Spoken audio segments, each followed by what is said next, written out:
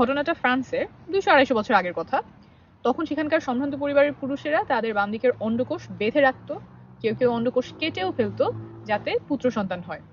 এই যে এই কাজটা তারা করতো সেটার পিছনে তাদের একটা চিন্তা ছিল, বৈজ্ঞানিক শোনা যায় এমন একটা ব্যাখ্যাও ছিল। ব্যাখ্যাটা হলো, পুরুষের তো 2টা অন্ডকোষ থাকে, তারা চিন্তা করতো যে 2টার কাজ আলাদা, 2টা দেখতেও একটু আলাদা, একটা একটু বড় থাকে, একটা একটু ছোট থাকে, ডান দিকেরটা সাধারণত বড় থাকে।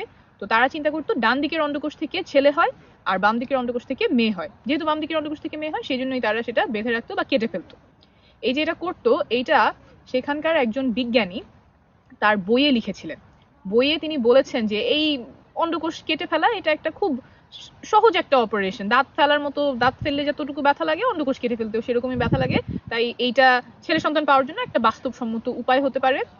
আর সেই বইতে তিনি আবার এটাও বলেছেন যে ঘোড়া, তারপরে কুকুর, এদেরকে তো সচরাচরই এই অপারেশন করা হয়, অন্ডকোষ কেটে ফেলা হয়, এটা তেমন প্রাণঘাতী কিছু না, তাই এটা হতেই পারে, করা যেতেই পারে।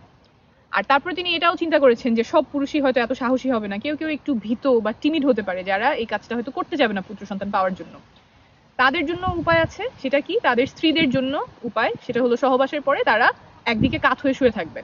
পুরুষের যেমন অন্ডকোষ 2টা, মেয়েদেরও ডিম্বাশয় 2টা থাকে, দুই দিকে 2টা থাকে। তো একদিকের অন্ডকোষে ছেলে হয়, আরেকদিকের একদিকের ডিম্বাশয়ে ছেলে সন্তান হয়, আরেকদিকের ডিম্বাশয়ে মেয়ে সন্তান হয়।